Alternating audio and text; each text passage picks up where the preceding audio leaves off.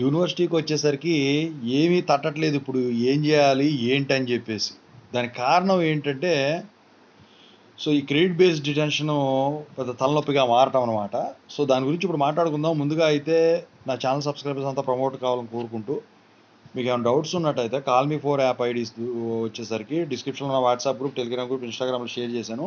ముందుగా గ్రూప్స్లో జాయిన్ అయ్యి ఖచ్చితంగా అయితే కాల్ చేయండి. ఇంతవరకు ఈ ఛానల్ సబ్స్క్రైబ్ చేసుకుని వాళ్ళు ఎవరైనా ఉన్నట్టయితే ఖచ్చితంగా సబ్స్క్రైబ్ చేసుకొని 1 lakh సబ్స్క్రైబర్లు రీచ్ అవడంలో మీ వంతు సాయం చేయండి. ఈ వీడియో లైక్ చేయండి, షేర్ చేయండి. ప్రతిరోజు అప్డేట్స్ వస్తానే ఉన్నాయి. 5 years, 5th year 4th year, ఇది చాలా రోజులు అవుతుంది. ఓకేనా? సో ఇక టాపిక్లో పెడితే JNTH క్రెడిట్ బేస్డ్ డిటెన్షన్కి సంబంధించిన ఒక పెద్ద అప్డేట్ అనమాట.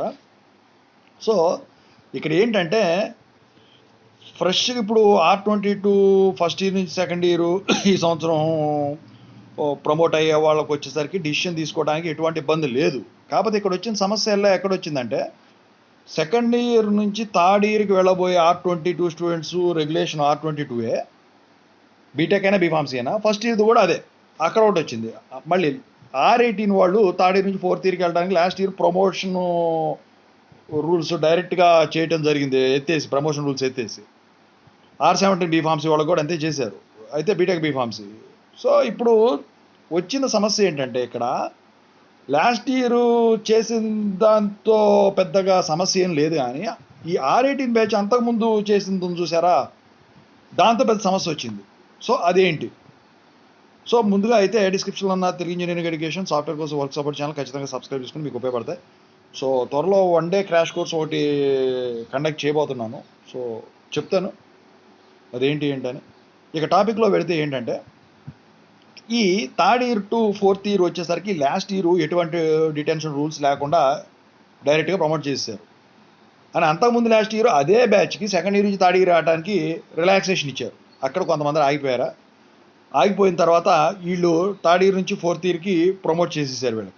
అయితే వీళ్ళ జూనియర్స్ ఎవరైతే ఉన్నారో ఇప్పుడు మీకు రిలాక్సేషన్ ఇవ్వడం జరిగింది. అయితే ఇప్పుడు ఈ సెకండ్ ఇయర్ నుంచి థర్డ్ ఇయర్ వాళ్ళకు, థర్డ్ ఇయర్ నుంచి ఫోర్త్ ఇయర్ వాళ్ళతో పెద్ద సమస్య అయిపోయింది. ఏంటంటే అది బీటెక్ అయినా బీఫార్మసీ అయినా రిలాక్సేషన్ పోయిన సంవత్సరం ఇచ్చారు కదా.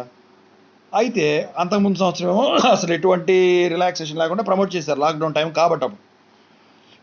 ఇప్పుడు ఏమైందంటే, ఇప్పుడు రిలాక్సేషన్ పెడితేనేమో ఎంతోమంది అక్కడ ఆగిపోవడానికే ఛాన్స్ ఉంది. పూర్తి స్థాయి పెడితేనేమో అసలు ఎక్కువ మంది ప్రమోట్ అవ్వడానికే లేకుండా ఉంది. ఎందుకంటే ఆ రిలాక్సేషన్ ఇవ్వడం వల్ల ఈ స్టూడెంట్స్ నెక్స్ట్ ఇయర్ కూడా ఇస్తారులే అన్న నెగ్లిజెన్సో ఏమో, లేకపోతే ఎగ్జామ్స్ సరిగ్గా రాయలేదో పట్టించుకోలేదో, కానీ క్రెడిట్స్ రావాల్సినవి సెక్యూర్ చేసుకోలేకపోయారు. సో డేటా అంతా కలెక్ట్ అయిపోయింది, ఎందుకంటే యూనివర్సిటీ వాళ్ళకి అఫిలియేటెడ్ వీళ్ళందరూ ఇస్తారు కదా. అయితే ఇప్పుడు వచ్చిన సమస్యల్లో ఏంటంటే, ఇప్పుడు పూర్తి స్థాయిలో క్రెడిట్ బేస్డ్ డిటెన్షన్ ఫస్ట్ ఇయర్కి పెట్టారనుకోండి, సెకండ్ ఇయర్కి వెళ్ళకుండా, అప్పుడు మరి లాస్ట్ ఇయర్ వాళ్ళకి ఇచ్చారు కదా, మా పరిస్థితి ఏంటని వీళ్ళకి ఇది ఉంటుంది. సరే అది పక్కన పెట్టి వాళ్ళు గోల్ చేయకపోయినా పక్కన పెట్టినట్టయితే ఎక్కువ మంది రాగిపోవడానికి ఛాన్స్ ఉంటుంది. ఎందుకంటే వాళ్ళకి ఇచ్చారా మనకి ఇస్తారు, ఫస్ట్ ఇయర్లో ఉన్నప్పుడు అటు చెప్పుకుంటారు కదా, జూనియర్ సీనియర్స్ ఏది చెప్తే అదే ఫాలో అవుతారు కదా. అదొక తలనొప్పి వల్ల అక్కడ సగం ఆగిపోయేటట్టుంది. సెకండ్ ఇయర్ నుంచి థర్డ్ ఇయర్కి వెళ్ళడానికి ఏమో పోయిన సంవత్సరం రిలాక్సేషన్ ఇవ్వడం వల్ల పూర్తి స్థాయిలో ఇంప్లిమెంట్ చేస్తేనేమో ఏమవుతుంది, ఇప్పుడు చాలామంది ఇక్కడ ఆగిపోయేటట్టున్నారు. అప్పుడు క్రెడిట్స్ అవి మొత్తం కలిపితే కానీ సెకండ్ నుంచి థర్డ్ ఇయర్కి వెళ్ళాలంటే 2 వరకు రావాలి, ఫస్ట్ ఇయర్ నుంచి చేసుకుంటే మళ్ళీ రావాల్సిన క్రెడిట్స్ రావట్లా. ఇక థర్డ్ ఇయర్ నుంచి ఫోర్త్ ఇయర్కి వెళ్ళాలంటే ఇదే ప్రాబ్లం, బీటెక్ అయినా బీఫార్మసీ అయినా.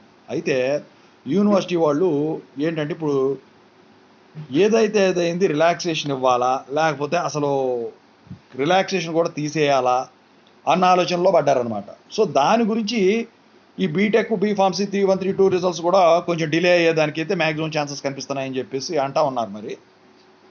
సో ఇప్పుడు ఉన్న సమస్య ప్రకారం ఏంటంటే, కాలేజీలన్నీ నడవాలంటే స్టూడెంట్స్ అందరూ ప్రమోట్ అవ్వాలి. NBA అక్రిడేషను, ఆటానమస్లో పోయేవాళ్ళు, న్యాకులు పోయి, న్యాక్ పెద్ద ప్రాబ్లం ఉండదు. NBA ఆటానమస్కి వెళ్ళాలంటే స్ట్రెంగ్త్ ఎక్కువ ఉండాలి.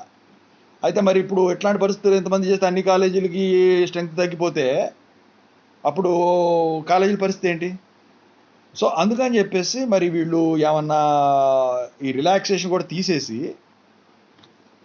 ఫస్ట్ ఇయర్ వరకు రిలాక్సేషన్ ఇచ్చేసి, సెకండ్ ఇయర్ వరకు రిలాక్సేషన్ ఇచ్చేసి, third year to fourth year relaxation కూడా ఎత్తేసి డైరెక్ట్ ప్రమోట్ చేసేద్దాం అన్న ఆలోచనలో ఉన్నట్టయితే తెలుస్తూ ఉన్నది. ఎందుకంటే ఇప్పుడు థర్డ్ నుంచి ఫోర్త్ ఇయర్కి వచ్చిన తర్వాత యారెడ్డి మ్యాచ్ వెళ్ళిపోతుంది కదా. పోయిన సంవత్సరం కూడా అదే ఇచ్చారు, ఇక అయిపోతుంది. సెకండ్ ఇయర్ వాళ్ళకి అంటారా, పోయిన సంవత్సరం రిలాక్సేషన్ ఇచ్చారు కాబట్టి ఈ సంవత్సరం కూడా రిలాక్సేషన్ ఇస్తే థర్డ్ ఇయర్కి సరిపోతుంది. ఇక ఫస్ట్ ఇయర్ వాళ్ళకు మరి రిలాక్సేషన్ ఇస్తారా, పూర్తి స్థాయిలో ఇంప్లిమెంట్ చేస్తారా అని మాత్రం చూడాల్సిన పరిస్థితి. ఎందుకంటే ఇప్పుడు రిలాక్సేషన్ ఇస్తే మళ్ళీ వాళ్ళ జూనియర్స్ కూడా R22 వాళ్ళే కాబట్టి మళ్ళీ వాళ్ళకు కూడా అదే ఆనవాయితీ కంటిన్యూ అవుతుంది. సో ఇది ప్రతి సంవత్సరం జరుగుతూ ఉంటుంది. మళ్ళీ దాని తర్వాత రెగ్యులేషన్ మారినా మళ్ళీ వాళ్ళకి ఇవ్వాల్సి వస్తుంది ఇదంతా. సో మరి ఇక ఈ ఒక్క ఫస్ట్ ఇయర్ది ఏం చేస్తారో చూడాల్సి ఉంది. కానీ సెకండ్ ఇయర్ రిలాక్సేషన్ ఇస్తే మ్యాక్సిమం ఛాన్సెస్ ఉన్నాయి. థర్డ్ ఇయర్కి మాత్రం ఫైనల్ ఇయర్కి వెళ్ళడానికి ప్రమోట్ చేసేదానికి మ్యాక్సిమం ఛాన్సెస్ ఉన్నాయి. అయితే దాని మీద ఇంకా డెసిషన్ తీసుకోలేదు కాబట్టి ఈ థర్డ్ ఇయర్ రిజల్ట్స్ అయినా కానివ్వండి, బీటెక్ బీఫార్మసీవి, సెకండ్ ఇయర్ బీఫార్మసీవి కానివ్వండి, ఫస్ట్ ఇయర్ బీఫార్మసీ రిజల్ట్స్ కానివ్వండి, కొంచెం డిలే అయ్యేదానికైతే మ్యాక్సిమం ఛాన్సెస్ అయితే కనిపిస్తూ ఉన్నాయి. దానికి సంబంధించిన అప్డేట్ ఇస్తానండి. ఇది లేటెస్ట్ అప్డేట్ అండి, ఓకేనా. ఓవరాల్గా క్రెడిట్ బేస్డ్ డిటెన్షన్ సంబంధించిన అప్డేట్ అయితే ఇది. మరి మీలో ఎంతమందికి రిలాక్సేషన్ ఇస్తే, ఫర్ ఎగ్జాంపుల్ ఫస్ట్ ఇయర్ నుంచి సెకండ్ ఇయర్ రిలాక్సేషన్ ఇస్తే ప్రమోట్ అవుతారో, లేకపోతే పూర్తి స్థాయిలో ఇంప్లిమెంట్ చేస్తే ఎంతమంది ఆగిపోతారో, సరిపోవో, ఎస్ ఓ నో.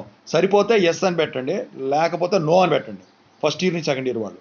ఇక సెకండ్ ఇయర్ నుంచి థర్డ్ ఇయర్ వాళ్ళు ఉన్నారే, పోయిన సంవత్సరం రిలాక్సేషన్ కంటిన్యూ చేస్తే కనుక ప్రమోట్ అవుతారు నాకు తెలిసి. అయితే ఒకవేళ పూర్తి స్థాయిలో ఇంప్లిమెంట్ చేస్తే, లేకపోతే రిలాక్సేషన్ ఇస్తే మీకు సరిపోతాయా ఈ సంవత్సరం కూడా ప్రమోట్ అవ్వడానికి, సరిపోతే ఎస్, లేకపోతే రిలాక్సేషన్ ఇస్తే ఇంప్లిమెంట్ చేస్తే కాదు.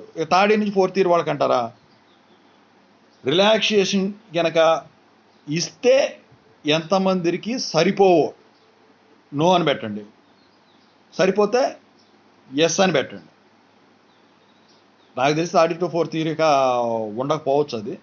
సో ఏదేమైనప్పటికీ మరి దీనికి సంబంధించిన అప్డేట్ ఎప్పుడు వస్తుంది అంటే, అన్ని బీఫార్మసీవి కూడా రిజల్ట్స్ రావాలి ఫస్ట్ ఇయర్ వరకు. 3-1, 3-2 బీటెక్ బీఫార్మసీ రిజల్ట్స్ రావాలి, 2-1, 2-2 బీఫార్మసీ రిజల్ట్స్ రావాలి, 1-1, 1-2 బీఫార్మసీ రిజల్ట్స్ రావాలి. అయితే వీళ్ళు డేటా కలెక్ట్ చేసి ఏం చేశారు, అవి మొత్తం కూడా ఎవరెవరు సరిపోయేంటో కూడా అన్నీ హైలైట్ చేసే ఉన్నాయి. మరి ఇక వీళ్ళు ఇచ్చే దాన్ని బట్టి ఓవరాల్గా అయితే ఇది నాకు తెలిసి. అయితే నేను ఇప్పుడు ఏదైతే చెప్పానో మ్యాక్సిమం దాని ప్రకారమే ప్రొసీడింగ్స్ ఉంటాయండి ఈ సంవత్సరం. మీరే చూస్తారుగా, 8 చేసి పెడతారు దాన్ని. అటానమస్ కాలేజీ వాళ్ళకి ఏం చెప్పారంటే వాళ్ళు వాళ్ళు కనుక్కొని మేము మీ ప్రొసీడింగ్స్ మీ ఇష్టం అని చెప్పేస్తున్నారు. పోయిన సంవత్సరందే వాళ్ళు ప్రొసీడింగ్ తీసుకొని చేయడం అయితే జరిగింది. ఓవరాల్గా క్రెడిట్ బేస్డ్ డిటెన్షన్కి తాజా అప్డేట్ అయితే ఇదండి. ఇంకేదైనా అప్డేట్ వస్తే మీకు ఖచ్చితంగా అయితే ఇస్తాను. ఖచ్చితంగా అయితే ఇన్స్టెంట్ అప్డేట్స్ కోసం అయితే సబ్స్క్రైబ్ చేసుకోండి. వెరీ ఇంపార్టెంట్ అప్డేట్స్ వస్తాయి ఇక్కడ నుంచి, ఎందుకంటే ఇదే కరెక్ట్ టైం, ఓకేనా. Anyway, happy Dasara.